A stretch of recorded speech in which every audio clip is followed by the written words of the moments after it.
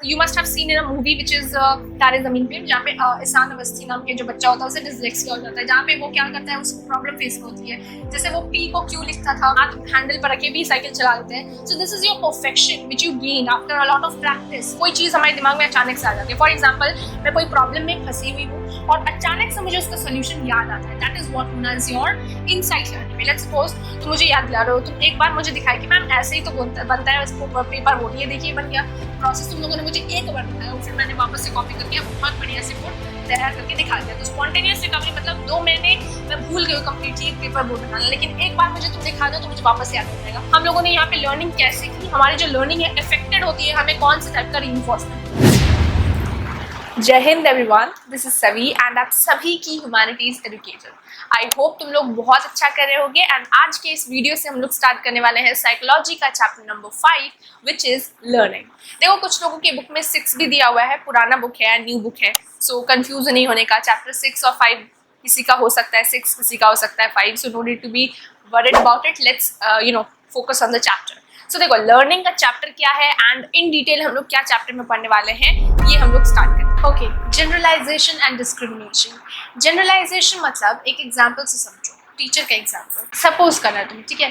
सो तुम्हारी साइकोलॉजी की एक टीचर है जो तुम्हें बिल्कुल पसंद नहीं है क्योंकि तुम्हें वो बहुत डांटती है, ठीक है। अब वो वाली टीचर स्कूल छोड़ के चली गई एंड न्यू वाली टीचर साइकोलॉजी पढ़ाने के लिए आई।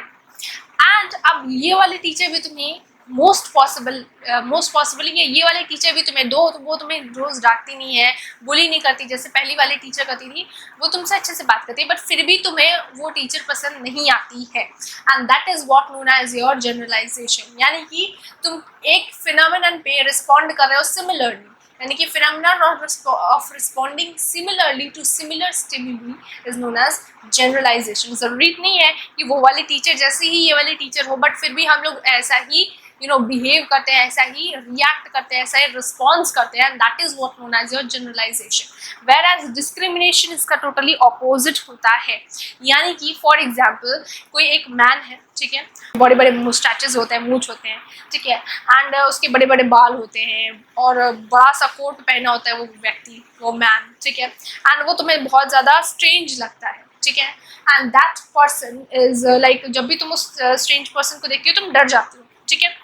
एंड वेर एज दूसरा पर्सन जो बहुत ही सिंपल सा क्लोथ्स पहना हुआ है, उसके बियर्ड मुस्टैचेस नहीं है, छोटे छोटे नॉर्मल बाल है, ठीक है, सो उसे देख के तुम लोग नहीं डरोगे, राइट। सो यहाँ पे 2 एग्जाम्पल्स, 2 पर्सन है एंड दोनों पर्सन के टूवर्ड्स तुम्हारा जो वे है, तुम्हारा जो रिस्पॉन्स है वो डिस्क्रिमिनेट कर रहा है। एक पर्सन जो भले ही दिखने में अलग हो, अजीब सा हो, लेकिन मे बी वो अच्छा पर्सन हो सकता है, राइट। एंड दूसरा पर्सन जो दिखने में बड़े ही अच्छा है बट जरूरी नहीं कि वो अच्छा हो, राइट। तो यहाँ पे तुम लोग डिस्क्रिमिनेट कर रहे हो and that is what known as your discrimination, ठीक है।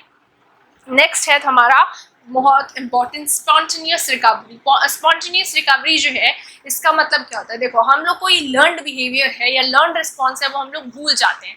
फॉर एग्जाम्पल, मैं जैसे कि मैंने बोला था, मैंने कोई लेट्स सपोज मैंने एक पेपर बोट बनाने सीखा, ठीक है, एंड ये पेपर बोट मैं बहुत अच्छे से बनाती थी, बट मैंने 20 ईयर्स तक इस पेपर बोट को बनाने की प्रैक्टिस नहीं किया, सच अ लॉन्ग ईयर्स। तो डेफिनेटली अब मुझे पेपर बोट बनाने को बोल दो, मैं ठीक से नहीं बना पाऊंगी। Why? Because of this gap, ठीक है। सो यहाँ पे कोई लर्नड बिहेवियर, यानी कि लर्न किया हुआ पेपर बोर्ड बनाने में भूल गई, तो ये हो गया स्पॉन्टेनियस रिकवरी, नहीं, ये हो गया एक्सटिंग्विश, राइट। हम कोई लर्नड बिहेवियर को एक्सटिंग्विश कर दिए। लेकिन स्पॉन्टेनियस रिकवरी क्या होता है मैम? देखो, स्पॉन्टेनियस रिकवरी मतलब कोई लर्नड बिहेवियर मैं भूल जाती हूँ लेकिन दोबारा याद दिलाने पे, लेट्स सपोज तुम मुझे याद दिला रहे हो, तुम एक बार मुझे दिखाई कि मैम ऐसे ही तो बनता है पेपर बोर्ड, ये देखिए बन गया। प्रोसेस तुम लोगों ने मुझे एक बार दिखाया और फिर मैंने वापस से कॉपी करके अब बहुत बढ़िया से बोर्ड तैयार करके दिखा दिया। तो स्पॉन्टेनियस रिकवरी मतलब 2 महीने मैं भूल गई हूँ कंप्लीटली पेपर बोर्ड बनाना, लेकिन एक बार मुझे तुम दिखा दो तो मुझे वापस याद आ जाएगा। सो दैट इज स्पॉन्टेनियस रिकवरी। वो मेरे दिमाग में ही रहेगा कहीं ना कहीं।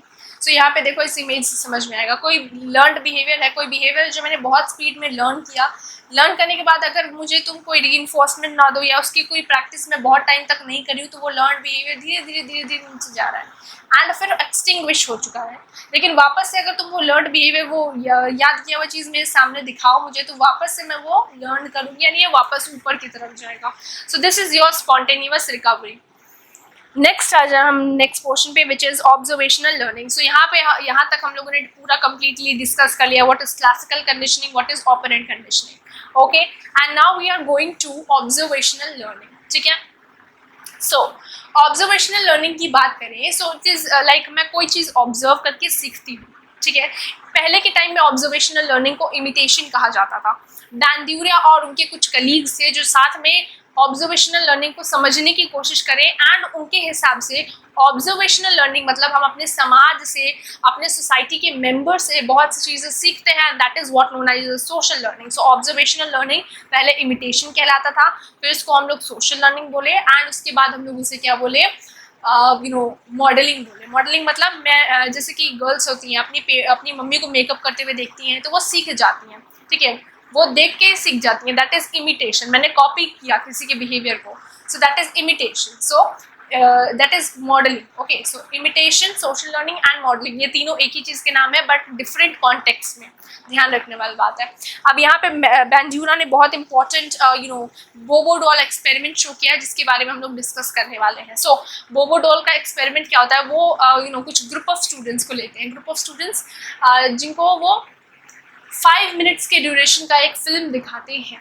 3 ग्रुप होता है स्टूडेंट्स का, 5 मिनट का फिल्म दिखाते हैं, एंड इस फिल्म में क्या होता है कि एक बच्चा होता है, उसको एक रूम में भेजा जाता है जो कि टॉय रूम है। ठीक है, बहुत सारे टॉयज हैं, वो सारे टॉयज को मारने पीटने लग जाता है, स्पेशली बोबो डॉल नाम की एक डॉल को बहुत ज़्यादा उसकी पिटाई करता है, उसको बाल नोचता है लाइक दिस। ठीक है, बहुत एग्रेसिव बिहेवियर शो करता है। अब उसके 3 वर्जन्स दिखाए जाते हैं तीनों ग्रुप्स को। पहले ग्रुप को दिखाया जाता है कि भाई उसने इतना एग्रेसिव बिहेवियर शो किया तो उसे रिवॉर्ड मिला, उसे बहुत उसे आइसक्रीम मिला या चॉकलेट मिला। ठीक है, दूसरे ग्रुप को दिखाया जाता है कि भाई वो एग्रेसिव बिहेवियर शो करता है तो उसके पेरेंट्स उसे बहुत ज़्यादा डांटते हैं। और तीसरे वाले ग्रुप को दिखाया जाता है कि वो सारे टॉयज के साथ बहुत बुरा बर्ताव करता है, वो डॉल के साथ भी बुरा बर्ताव करता है, लेकिन उसको ना रिवॉर्ड मिलता है ना पनिशमेंट मिलता है। ये तीनों फिल्म्स तीनों ग्रुप्स को दिखाए जाते हैं। अब इसका रिजल्ट क्या होता है कि इन तीनों ग्रुप्स को एक साथ एक रूम में, बड़े से रूम में भेजा जाता है इस मूवी को दिखाने के बाद। वहाँ पे सेम वैसे ही डॉल्स रखी होती हैं। ठीक है, एंड इन सभी डॉल्स में से एक बोबो डॉल भी होती है। अब देखा क्या गया या ऑब्जर्व क्या किया गया, यहाँ पे देखो, ऑब्जर्व ये किया गया कि जो बच्चों को एग्रेसिव बिहेवियर वाला मूवी, जो बच्चों को हम लोगों ने फिल्म ए दिखाया था जिसमें हम लोगों ने देखा था कि बच्चा जो है एग्रेसिव बिहेवियर शो करा तो उससे रिवॉर्ड मिला। ठीक है, तो वो उन्होंने लर्न किया, यानी कि ग्रुप ए स्टूडेंट्स ने सबसे ज़्यादा एग्रेसिव बिहेवियर किया towards the toys and specially बोबो डॉल। ग्रुप बी के जो स्टूडेंट्स थे वो उन्होंने बहुत ज़्यादा कम एग्रेसिव बिहेवियर शो किया, एंड ग्रुप 3 के जो स्टूडेंट्स थे उन्होंने भी बहुत ज़्यादा कम एग्रेसिव बिहेवियर शो किया। ठीक है, या मिनिमल या मीडियम बिहेवियर शो किया। सो यहाँ पे हम लोग देख क्या रहे हैं, ऑब्जर्वेशनल लर्निंग जो है, हम लोगों ने यहाँ पे लर्निंग कैसे की, हमारी जो लर्निंग है अफेक्टेड होती है, हमें कौन से टाइप का रीइंफोर्समेंट मिलता है। अगर हमें चॉकलेट मिला, अगर हमें बहुत ज़्यादा प्लीजेंट रिवॉर्ड मिला तो हम लोग वो चीज़ों को सीख जाते हैं। फॉर एग्जांपल ग्रुप ए में बहुत से स्टूडेंट्स जो हैं वो सीख गए क्या कि वो इस डॉल को मारेंगे तो हमें बहुत ज़्यादा हमें रिवॉर्ड मिलेगा। सो यहाँ पे हमारा जो लर्निंग है वो अफेक्टेड हुआ बाय दी रिवॉर्ड्स और punishment which is given to us. ठीक है, this is all about your observational learning which and then comes the next one that is cognitive learning. So cognitive learning क्या होती है, basically cognitive learning मतलब सबसे पहले हम लोगों ने कॉग्निशन के बारे में डिस्कस किया था, जहाँ पे हम लोग चीज़ों को जानते हैं, समझते हैं और अंडरस्टैंड करते हैं। That is what known as your cognition, and cognitive learning is similar to that only. इसके अंदर 2 टाइप्स आते हैं, insight learning and latent learning. ठीक है, सो इनसाइट लर्निंग क्या होती है एंड लैटेंट लर्निंग क्या होती है उसके बारे में डिस्कस करते हैं। सबसे पहले इनसाइट लर्निंग की बात करें, so insight learning is all about sudden flash of insight, यानी कि कोई चीज़ हमारे दिमाग में अचानक से आ जाती है। फॉर एग्जांपल मैं कोई प्रॉब्लम में फंसी हुई हूँ और अचानक से मुझे उसका सोल्यूशन याद आता है, that is what known as your insight learning. यहाँ पे चिंपैंजीज को, यहाँ पे कौन होते हैं, यहाँ पे होते हैं कोहलर, जिन्होंने एक एक्सपेरिमेंट किया। इन्होंने चिंपैंजीज को एक जगह पे बंद कर दिया, एक जगह पे जहाँ पे क्या चीज़ें प्रेजेंट थी, स्टिक्स दिया हुआ था, पोल्स दिया हुआ था एंड बॉक्सेस उनके पास रखे हुए थे। उन्हें बहुत ज़्यादा भूख लगी थी चिंपैंजीज को, तो उन्होंने पोल्स को इस्तेमाल किया, बॉक्स पे चढ़े एंड बनानास को तोड़ के उन्होंने खाना शुरू कर दिया। बनानास जिनके आसपास के पेड़ में लगे हुए थे, तो एक उन्होंने बनानास तोड़ा एंड वो खाने लग गए। अब उनको कैसे पता, उनको हम लोगों ने क्या कुछ सिखाया? बिल्कुल नहीं। अचानक से उनके दिमाग में, जैसे उन्हें भूख लगा, अचानक से उनके दिमाग में सोल्यूशन आया कि भाई हमारे पास बॉक्स है, हमारे पास पोल्स है, तोड़ लो, बनाना खाओ, सिंपल। सो यहाँ पे हमारे जो प्रॉब्लम्स है उसका सडन सोल्यूशन आता है हमारे दिमाग में, which is known as insight learning. Next आ जाओ हमारे दूसरे लर्निंग पे, which is known as latent learning. And latent learning यूँ समझ लो कि मैं करती हूँ, ठीक है। लैटेंट लर्निंग जो है वो टोलमन ने इसमें कंट्रीब्यूशन किया था। इसमें क्या होता है ना, बेसिकली कोई भी लर्न, मैंने कुछ याद किया है, लेट्स सपोज मैंने खाना बनाने सीखा है, लेट्स सपोज, बट अब मैं खाना नहीं बनाऊंगी, तब क्यों नहीं बनाऊंगी और कब तक नहीं बनाऊंगी? जब तक मुझे कोई रिवॉर्ड नहीं मिलता तब तक मैं खाना नहीं बनाऊंगी, जब तक मेरा कोई फायदा नहीं होता मैं खाना नहीं बनाऊंगी, let's suppose. So that is what known as your latent learning. जब तक मुझे तुम लोग रिवॉर्ड नहीं दोगे मैं अपना लर्निंग को शो नहीं करूंगी। फॉर एग्जाम्पल, कल टेस्ट है, अब मैं क्यों बताऊँ अपने फ्रेंड से कि मैंने पूरा सिलेबस कंप्लीट कर रखा है, लेकिन जब कल टेस्ट होगा तो मुझे अपना रिजल्ट, अपना परफॉर्मेंस अच्छे से देना होगा, क्योंकि मैम ने बोल रखा है कि जो भी टेस्ट में फर्स्ट आएगा उसे चॉकलेट मिलेगा, ठीक है। सो अब मुझे क्या करना है, मुझे याद था बट मैं किसी को बताऊंगी नहीं, बट उस टेस्ट में मुझे चॉकलेट मिलेगा, तो अब मुझे यहाँ पे अपने परफॉर्मेंस को अच्छे से दिखाना पड़ेगा। सो ये हो गया हमारा लैटेंट लर्निंग का एग्जाम्पल। जब मुझे रीइंफोर्समेंट मिलेगा तब मैं अच्छे से काम करूंगी, ठीक है, अपने लर्निंग को शो करूंगी। अब इन्होंने टोलमैन ने कैसे इस लर्निंग को एक्सप्लेन किया है, उन्होंने एक मेज लिया, ठीक है। मेज मतलब एक बॉक्स होता है, एक जगह होता है जिसके अलग अलग भूल भुलैया टाइप का जगह होता है, ठीक है। सो यहाँ पे दो ग्रुप ऑफ रैट्स होते हैं, यानी कि दो ठो रैट्स लेट्स सपोज है, ठीक है। एंड अब क्या करती हूँ मैं, दो मेज भी हैं, दो रैट दो मेज। अब मैंने क्या किया, एक रैट को मैंने अंदर छोड़ दिया एंड बाहर में एक उसका फेवरेट केक का पीस रख दिया मैंने। अब वो केक को स्मेल करते करते वो बाहर पहुंच जाएगा। दूसरे को मैंने अंदर छोड़ा मेज के, लेकिन मैंने कोई भी उसको रीइंफोर्समेंट नहीं दिया, कुछ भी नहीं दिया कि वो बाहर निकले। वो अंदर घूम रहा था, एक्सप्लोर कर रहा था अंदर में चीज़ों को। अब जैसे ही मैंने उसके भी मेज के आगे केक का पीस रखा, वो फटाफट से बाहर आ गया, देन कंपेयर टू, उसने कम टाइम लिया then compare to the first one. So this is what known as your latent learning, जो कि हम लोगों ने देखा रैट्स में force reinforce, they ran out through the maze as efficiently as rewarded group। जो मैंने बताया था सेम वहीं पे लिखा हुआ है। कॉग्निटिव मैप का कॉन्सेप्ट, कॉग्निटिव मैप जो है वो एक मैप होता है, यानी कि डायरेक्शन, या कि कहाँ पे क्या है, कौन से डायरेक्शन में मैं जाऊँगी तो मुझे कहाँ पहुंच जाऊंगी मैं, लाइक दैट। सो यहाँ पे हम लोग ऑब्जर्व कर सकते हैं कि जिन लोगों ने जिस रैट ने लैटेंट लर्निंग की थी, वो एक्सप्लोर कर रहा था मेज नंबर 2 को, वो एक्सप्लोर कर रहा था पूरे मेज को, एंड उसने सारे डायरेक्शन को याद कर लिया था, इसीलिए वो जल्दी पहुंच पाया comparatively with that of the first मेज रैट। सो यहाँ पे हम लोगों ने देखा कॉग्निटिव मैप, जहाँ पे मेंटल रिप्रेजेंटेशन उसने किया था, हर लोकेशंस को एंड डायरेक्शंस को उसने अपने दिमाग में याद कर लिया था जब वो इस जगह को एक्सप्लोर कर रहा था, and that is what known as your cognitive map and latent learning. Then आ जाओ हमारे नेक्स्ट क्वेश्चन पे, वर्बल लर्निंग। देखो वर्बल लर्निंग जो है वो लिमिटेड है to the humans, animals latent verbal learning नहीं कर सकते, ह्यूमंस कर सकते हैं। एंड इसमें भी क्या होता है, हम जो चीज़ें हैं, वर्ड्स हैं, नेम्स हैं, इन सभी को याद करते हैं, ठीक है। एंड इसके अंदर भी हम लोग डिफरेंट चीज़ें के बारे में डिस्कस करेंगे। For example the methods used in studying verbal learning, जिसके अंदर आता है paired associative learning. Paired associate learning में क्या है, यहाँ पे हम लोग देखते हैं this method is similar to SS conditioning and SR learning. यहाँ पे हम लोग देखते हैं, लेट्स सपोज तुम्हारा मदर टंग है हिंदी, ठीक है, तुम्हारा मदर टंग है हिंदी, एंड तुम लोग याद कर रहे हो कोई foreign language, let's suppose French, ठीक है, जो कि कॉमन भी है। सो तुम लोग याद कर रहे हो फ्रेंच। अब एक साइड में तुम लोगों ने लिख दिया अपने मदर टंग को, एंड एक साइड में लिख लिया तुमने French language. Let's suppose time, let's suppose तुम्हारे मदर टंग में बॉक्स को टैम कहते हैं, या बॉक्स को लेट्स सपोज मेलवी कहते हैं, ठीक है। सो ये बॉक्स लिखा तुम लोगों ने, ये मेलवी लिखा, तो यहाँ पे बॉक्स जो है वो तुम्हारा स्टिमुली है, जिसका रिस्पॉन्स तुम लोग दोगे मेलवी इन फ्रेंच। मैं एग्जाम्पल दे रही हूँ, मेलवी जो कि हो गया तुम्हारा बॉक्स इन फ्रेंच, ये एक एग्जाम्पल मैं दे रही हूँ। सो ये हो गया तुम्हारा stimulus response. And paired associate, जहाँ पे तुम लोगों ने एसोसिएट कर दिया लर्निंग को, यानी कि एक वर्ड बोला उसका आंसर दिया तुम लोगों ने। फॉर एग्जाम्पल पेन को फ्रेंच में क्या बोलते हैं, सो इट्स कुछ भी हो सकता है। फॉर एग्जाम्पल पेन को बोलते हैं वेन, ठीक है। सो ये हो गया तुम्हारा पेयर्ड एसोसिएट लर्निंग, ठीक है, जहाँ पे हम लोग क्या करते हैं, पेयर्स बनाते हुए चीज़ों को याद करते हैं, पेयर्स बनाते हैं। एंड फर्स्ट वर्ड पेयर जो है वो स्टिमुली होता है and the second one is the response of it. यानी कि मैंने बोला pen, so this is your stimulus या स्टिमुली, एंड उसका एग्जाम्पल अगर उसको फ्रेंच लैंग्वेज में व्हेन बोलते हैं, so that is your response. So paired associate learning ये हो गया। नेक्स्ट आ जाओ तुम्हारा सीरियल लर्निंग पे। सीरियल लर्निंग इज अबाउट कि सीरीज में तुम चीज़ों को याद करते हो, यानी कि कोई एक लिस्ट मैंने दिया, ठीक है, लेट्स सपोज ये लिस्ट है, यहाँ पे दिया हुआ, ठीक है, यहाँ पे तुम्हारा लिस्ट दिया हुआ है, यहाँ पे तुम्हारा लिस्ट दिया हुआ है, ठीक है। नॉनसेंस सिलेबल्स, वो सिलेबल्स जिसका कोई मीनिंग नहीं है।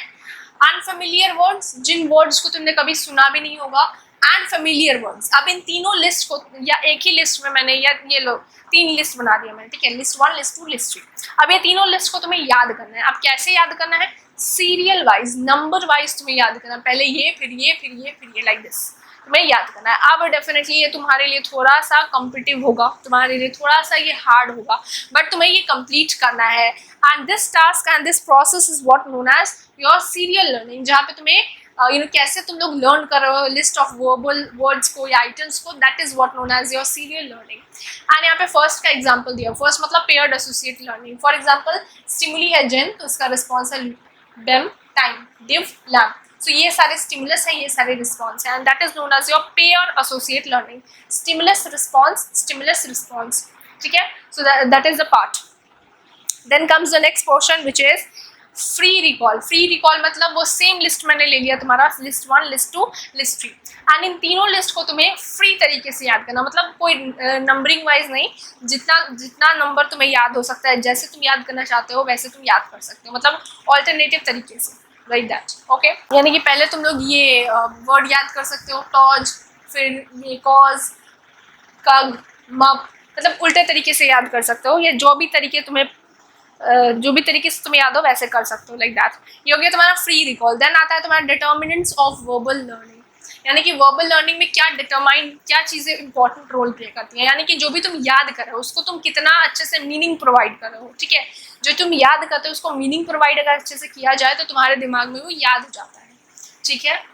यानी कि जो भी चैप्टर तुम पढ़ रहे हो उसको मीनिंग प्रोवाइड करोगे तो वो चीज़ें तुम्हें, यानी कि मतलब समझोगे, जो भी चैप्टर है उसका मतलब समझोगे, कॉन्सेप्ट्स का मतलब समझोगे, तो वो तुम्हारे दिमाग में क्लियर हो जाएगा, राइट। एंड तुम लोग अच्छे या लॉन्ग टाइम तक याद कर सकते हो, तो that is meaningfulness.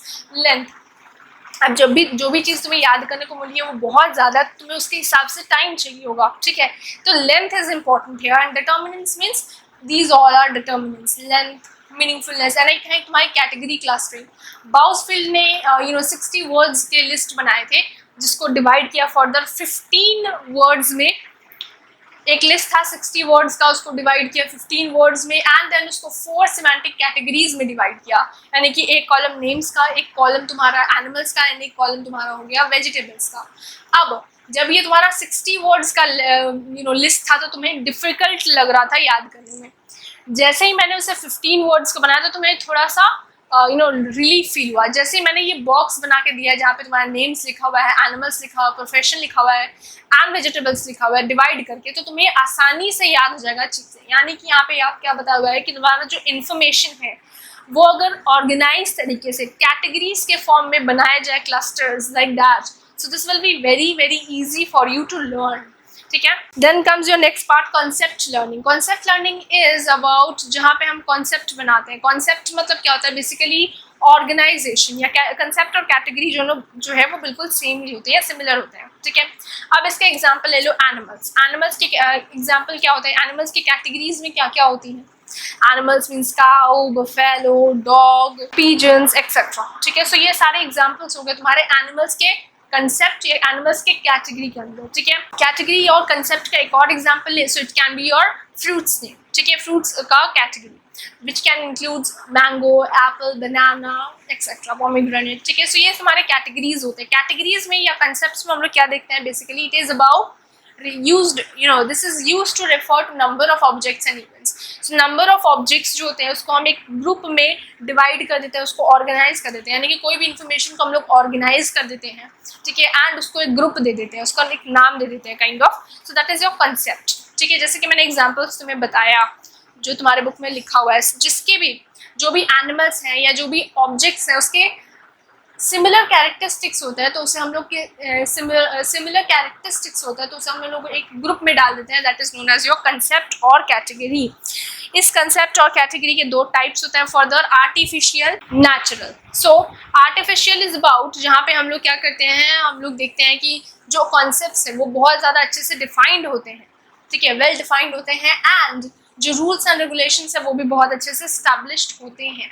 For example जो तुम लोग मैथ्स में पढ़ के आए हो क्लास 10 में, ज्योमेट्रिक का rule, geometry rules and your squares का रूल्स, रेक्टेंगल्स, ठीक है, squares means all sides which are having same shapes, ठीक है, all this things you have read. So ये सारी जो कॉन्सेप्ट्स हैं जो कि बहुत अच्छे से डिफाइन किए हुए हैं, that is known as your artificial concepts and natural, whereas natural conception categories वो होती हैं जो बहुत ज़्यादा अच्छे से डिफाइंड नहीं होती हैं।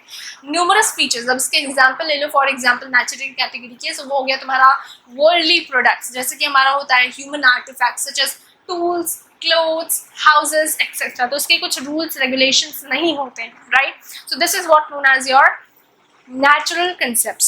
So this is all about your concept. अब आ जाओ next important part पे, which is your skill learning. First we'll discuss about skill learning and then it will be we will be discussing about the phases of learning, ठीक है। So skill learning is about जहाँ पे हम कोई भी skill को सीख रहे होते हैं, ठीक है।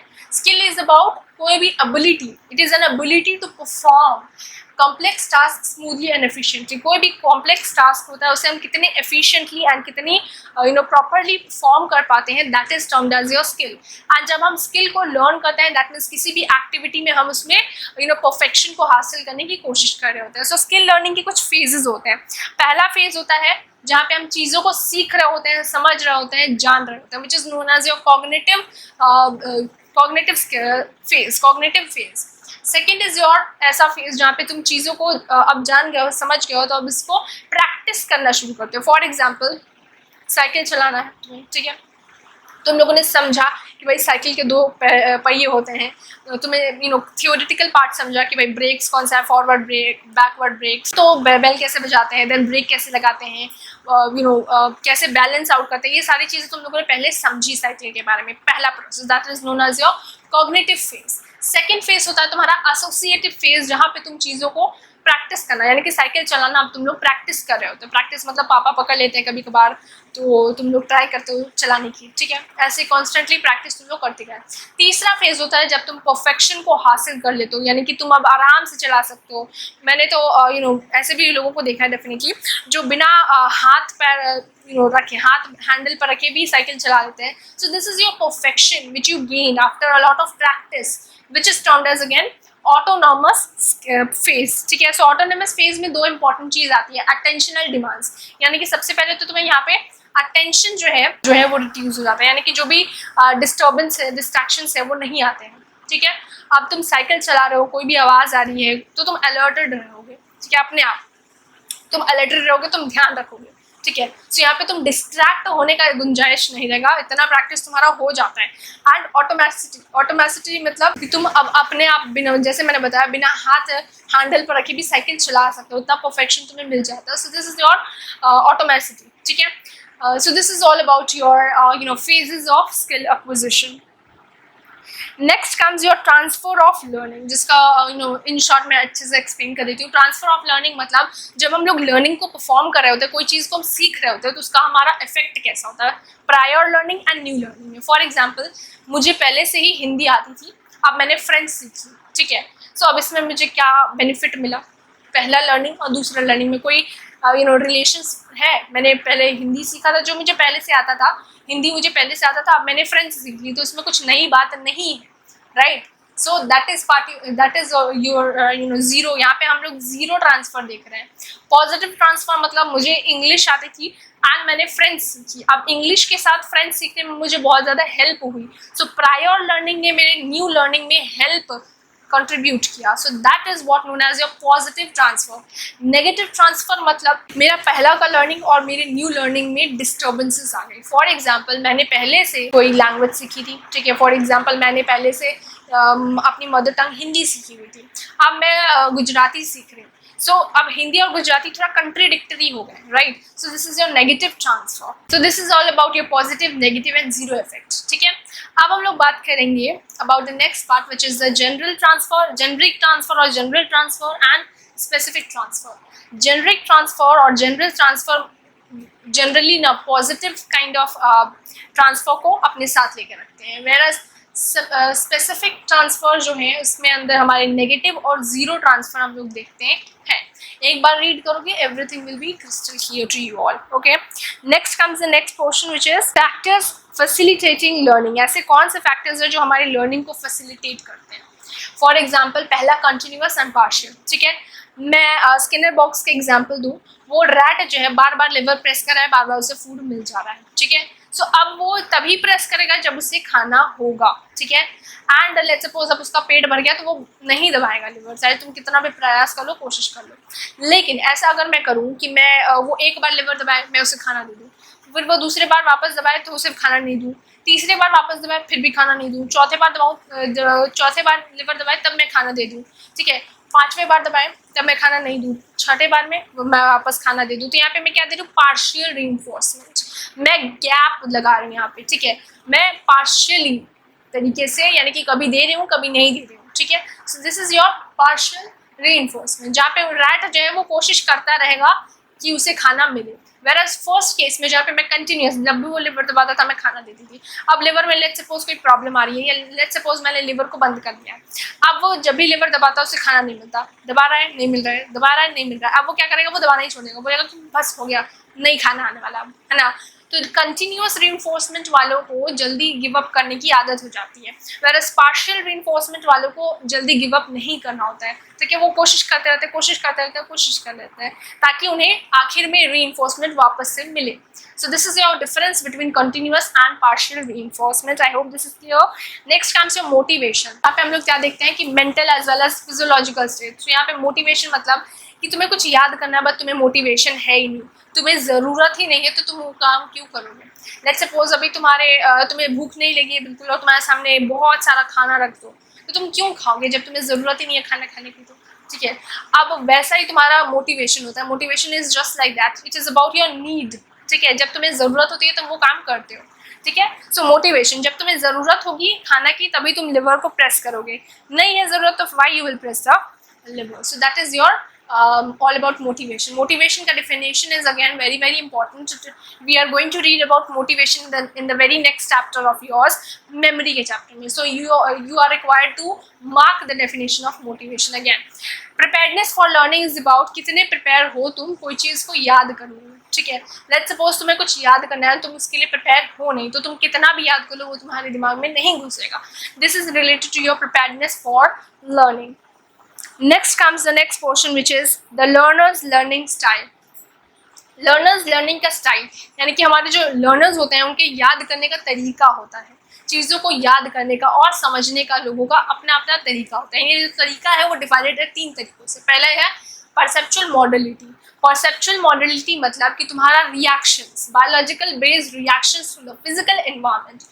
It refers to the preferences of persons through which they take in information such as auditory, visual, smell, kinesthetic and tactile. यानी कि जो information तुम्हारे सराउंडिंग से आ रही है तुम उस इन्फॉर्मेशन को कैसे ले रहे हो, अपने आंखों से देख रहे हो चीज़ों को, या सुनने से तुम्हारे अंदर इन्फॉर्मेशन ज़्यादा अच्छे से जा रही है, तुम याद कैसे करते हो? सुनने से तुम्हारा दिमाग तुम्हें समझ ज़्यादा अच्छे से आता है, या तुम पिक्चर्स देख के याद अच्छे से कर पाते हो, या फिर तुम्हारा याद जो है वो बेसिकली एक्चुअल थिंकिंग, जितना ज़्यादा तुम सोचते हो उस बारे में उतना अच्छे से तुम्हें याद होता है, लाइक दैट. सो लर्नर्स का डिफरेंट समझने का, अंडरस्टैंड करने का तरीका होता है which is your perceptual modality. Information को कैसे, किस वे में तुम लोग ले रहे हो, that is your perceptual modality. Second is your information processing. कैसे कोई भी इन्फॉर्मेशन तुम ले रहे हो तो प्रोसेस कर रहे हो, that is your information processing. ठीक है, and personality patterns, it is about your surroundings कि हम कैसे अपने इन्वायरमेंट में रिएक्ट करते हैं, हमारा सराउंडिंग्स कैसा है, उसी हिसाब से हम चीज़ों को अपना समझते हैं. ठीक है, सो ये है लर्निंग स्टाइल. 2 learning style. पहला है रिलेशनल स्टाइल एंड दूसरा है analytical style. Relational style is all about, यहाँ पे हम चीज़ों का टोटल पिक्चर, यानी कि हम एक चैप्टर है उसको इन डिटेल पढ़ने के बजाय हम उसका छोटा सा 1 क्विक रिविजन देख लेते हैं. तो यानी कि टोटल पिक्चर समझ लेते हैं कि टोटल पिक्चर है क्या।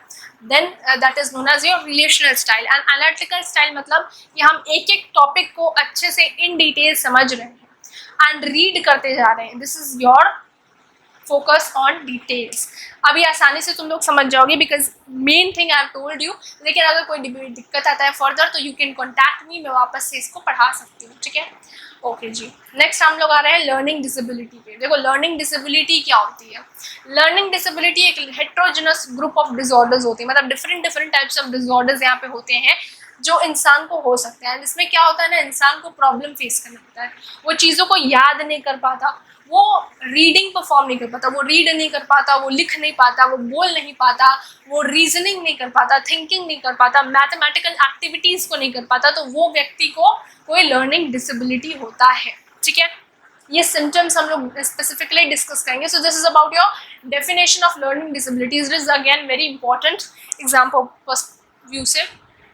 सिम्टम्स ऑफ लर्निंग की बात करें, लर्निंग डिसेबिलिटी की, सो इट इज़ अबाउट कि कोई भी स्टूडेंट्स या कोई भी चिल्ड्रन को अगर लर्निंग डिसेबिलिटी है तो उसको लिखने में प्रॉब्लम होगी, लेटर्स को, वर्ड्स को, फ्रेजेस को, और उसे रीड करने में भी टेक्स्ट को बहुत दिक्कत होगी। एंड स्पीक, वो क्लियरली स्पीक नहीं कर पाएगा, उसको बोलने में भी प्रॉब्लम होगी। फर्दर उसके और भी सिम्टम्स देखेंगे। फॉर एग्जाम्पल वो learn disability child have disorders of attention, वो अटेंशन पे नहीं कर पाएगा, उसको ओरिएंटेशन मतलब उसको डायरेक्शन, उसको राइट लेफ्ट में प्रॉब्लम होगी। देन उसको टाइम का प्रॉपर ज्ञान नहीं होगा कि टाइम कितना हो रहा है, क्या होता है टाइम, काइंड ऑफ कंफ्यूज रहेगा वो, ठीक है। अपने रूटीन वर्क को टाइम से नहीं कर पाएगा, समय पे उठना, काम करना, बेसिक सा काम नहीं कर पाएगा वो। लर्निंग डिसेबल चिल्ड्रन जो है उनके पास पुअर मोटर कोऑर्डिनेशन होता है, मतलब हाथ पैर वो ठीक से मूव नहीं कर पाते, ठीक है। एंड मैनुअल डेक्सटेरिटी, उनको बाइसाइकिल चलाने नहीं आ पाएगा, अपना बैलेंस मेंटेन करना नहीं जान पाते वो लोग, ठीक है। So that problem also they faces. Then आते हैं हमारे next problem, that is These children fail to understand oral dictations. Oral directions को नहीं समझ पाते हैं, relationships को misjudge कर लेते हैं, यानी कि उनके पेरेंट्स के relationships उनके साथ अच्छे नहीं होते, या फिर हम लोग देखते हैं फ्रेंड्स और क्लासमेट्स के या पीयर्स के रिलेशनशिप्स उनके साथ अच्छे नहीं हो जाते। देन हम लोग देखते हैं परसेप्चुअल डिसऑर्डर्स उन्हें होता है, यानी कि वो चीज़ों को समझ नहीं पाते कि टेलीफोन का रिंग बज रहा है कि डोरबेल बज रहा है, ठीक है, वो नहीं समझ पाते। देन कुछ बच्चों को तो डिसलेक्सिया भी होता है, which is you must have seen in a movie which is तारे ज़मीन पे, जहाँ पे ईशान अवस्थी नाम के जो बच्चा होता है उसे डिसलेक्सिया हो जाता है, जहाँ पे वो क्या करता है, उसको प्रॉब्लम फेस होती है। जैसे वो पी को क्यू लिखता था, पी को कैपिटल पी को 9 की तरह समझता था, 100 को वो वर्ड्स को 100 लिखता था, अनक्लियर को न्यूक्लियर लिखता था। So this kind of problems they faces, this kind of generally childrens को होता है। सो ये हो जाता है प्रॉब्लम हमारा डिसलेक्सिया का। Then comes your last topic which is application of learning principles. हम अपने लर्निंग प्रिंसिपल्स को कहाँ इस्तेमाल कर सकते हैं? हम इसे इस्तेमाल कर सकते हैं इन आवर ऑर्गेनाइजेशन, यानी कि अगर हम कोई जॉब करते हैं या फिर हमारा कोई बिजनेस है, तो हम अपने एम्प्लॉयज़, डेफिनेटली हमारे ऑर्गेनाइजेशन है तो हमारे बहुत डिफ़िकल्ट सिचुएशंस आते हैं जिनको डील करना होता है। जैसे कि कभी एम्प्लॉयज़ हैं जो इरेगुलर हो जाते हैं, तो हमें रिवॉर्ड्स देना चाहिए, हमें प्रमोशंस का प्रिंसिपल लाना चाहिए जिससे मोटिवेट करें हम अपने एम्प्लॉयज़ को काम करने में, एनर्जेटिक रहने में, ठीक है। रीइंफोर्समेंट यहाँ पे अच्छा या इम्पोर्टेंट रोल प्ले करेगा for this portions. Then comes your child rearing. Child rearing में भी ये इंपॉर्टेंट रोल प्ले करेगा, यानी कि बच्चों को बड़ा करने में या उन्हें पालने में भी बहुत इंपॉर्टेंट रोल प्ले करता है लर्निंग, कि उन्हें चीज़ों को कैसे सिखाएं, किस तरीके से सिखाएं, ठीक है। एंड आता है हमारा स्कूल में भी हम बच्चों को रिवॉर्ड्स देते हैं to motivate them to perform the task, वो लोग और पार्टिसिपेट करें, वो लोग और ज़्यादा मोटिवेटेड हों। तो स्कूल में भी ये लर्निंग जो है वो टेक प्लेस होता है। फॉर एग्जांपल मैंने दिया था तुम्हें कि क्लास में तुम लोग अच्छा परफॉर्म करोगे तो मैं तुम्हें बोलूँगी, मैं क्लैपिंग करवाऊंगी तुम्हारे लिए, सो दैट अदर चिल्ड्रन जो हैं वो भी मोटिवेटेड हों कि वो भी आंसर्स देना शुरू करें। So this is your school में 3 मेन ऑर्गेनाइजेशंस या 3 मेन एप्लीकेशंस हैं जो तुम लोग यूज़ कर सकते हो for your learning of your learning processes. Then comes your next part which is termed as your socially unacceptable behaviors, habits हैं तुम्हारे, so उसे तुम modify कर सकते हो by what known as therapeutic procedures। जैसे कि एक होता है तुम्हारा principle of extinction को follow करते हुए, देखो यहाँ पे various types of therapeutic procedures हैं जो कि बहुत ज़्यादा डिफरेंट नहीं है। इसमें क्या होता है ना, कुछ होता है जैसे फॉर एग्जांपल तुम्हें बहुत ज़्यादा डर लगता है किसी चीज़ से, तो मैं तुम्हारा आंख बंद करवाऊंगी या तुम्हें हिप्नोटाइज करूंगी, एंड वही डर वाले सिचुएशन में तुम्हें मैं भेजूंगी, ठीक है, हिप्नोसिस के प्रोसेस में, एंड वो वाले सिचुएशन में जाके तुम उसे डील करोगे, ठीक है। सो इस टाइप ऑफ वेरियस थेरेपीज होती हैं, जैसे कि एवर्जन थेरेपी होता है, देन सिस्टमैटिक डिसेंटेंशन होता है, इम्प्लसिव थेरेपी एंड फ्लडिंग होता है। तो इसी टाइप के होते हैं। जैसे aversion therapy among them is important, and questions आ जाते हैं यहाँ से, जैसे कि कोई ऐसे हैबिट है जो बहुत अनडिजायरेबल है। फॉर एग्जाम्पल कोई इंसान है जो ड्रग्स लेता है, ठीक है। सो अब एवर्जन थेरेपी हम उसे देंगे। The therapist arrange things in such a way that occurrence of maldigestive habits generates painful experiences. मतलब कि जो इंसान ड्रग्स पीता है या अल्कोहल बहुत ज़्यादा कंज्यूम करता है, उसके लिए होता है ये एवर्जन थेरेपी, जहाँ पे हम लोग क्या करते हैं, हम लोग ऐसा मेडिसिन उसके खाने में मिला देते हैं जिससे वो जब भी अल्कोहल को कंज्यूम करेगा उसे वॉमिटिंग होगी, जब भी वो अल्कोहल कंज्यूम करेगा उससे वॉमिटिंग होगी, ठीक है। सो दिस पार्ट, इससे क्या करेगा ना, वो क्लाइंट समझेगा, वो व्यक्ति समझ जाएगा कि भाई जब भी मैं अल्कोहल पी रहा हूँ मैं वॉमिट कर रहा हूँ, तो मुझे लगता है कि मुझे कोई बीमारी हो सकती है, so let's escape this part. So aversion therapy मतलब कि वही होता है कि हम यहाँ पे क्या करते हैं, ऐसा पेनफुल एक्सपीरियंस तुम्हें देते हैं जिससे तुम अपने आप गिव अप कर देते हो एक सोशली अनएक्सपेक्टेड बिहेवियर। सो ऐसे ही काफ़ी से और टाइप के थेरेपेटिक प्रोसीजर्स है जिसे तुम लोग रीड करो and try to understand all this, because देखो बहुत हार्ड नहीं है, बहुत ईजी है, जिसके बारे में ऑलरेडी डिस्कस मैंने कर रखा है। तो एक बार ये रीड करोगे everything will be crystal. With this we come to the end of the whole chapter. हम लोगों ने चैप्टर को इन डिटेल अच्छे से समझा। फिर भी कोई डाउट है, कोई भी पार्ट नहीं समझ में आया है, कमेंट सेक्शन में लिख देना, या फिर हमारा अंतिम प्रहार वीडियो लेक्चर जरूर देखना, जहाँ पे हम लोगों ने पूरे चैप्टर्स के जितने भी इंपॉर्टेंट पॉइंट्स हैं, चाहे वो MCQs हो, मोस्ट इंपॉर्टेंट क्वेश्चन हो, सब कुछ हम लोगों ने वहाँ पे डिस्कस कर रखा है। उसको देखने के बाद तो तुम्हारा जो भी जॉट डाउन किए हुए डाउट्स हैं वो क्लियर हो जाएंगे। देखो हमेशा अपने डाउट्स को लिखा करो, ठीक है। जब भी तुम लोग 1 शॉट्स अटेंड कर रहे हो, तुम लोग अपने डाउट्स को जॉट डाउन करते रहो। कोई डाउट जो भी कलेक्ट हो रहे हैं उसको तुम एक बार अंतिम प्रहार देखो, अगर क्लियर नहीं होता है फिर भी then definitely you contact me in the comment section. I will clear your doubts by making shorts or by making videos, ठीक है। So till then take care, मिलते हैं next वीडियो में, that is अंतिम प्रहार वीडियो में, ठीक है। So bye.